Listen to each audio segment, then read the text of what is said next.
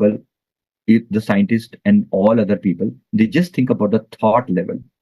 There's something beyond thought level. When the thoughts are not there, that is called meditation. When you are just there without having any thoughts. Sometimes many of the people get this as a part of their practice or something. They do have this experience. They're not very different from this experience. In some of the things, they do get this experience. For example, a person who is driving very, very fast, for a certain point of the time, that excitement brings a thoughtless state. The dancer who is dancing, a musician who's making who is playing the music, or a singer who is singing, he that totally merged into the task.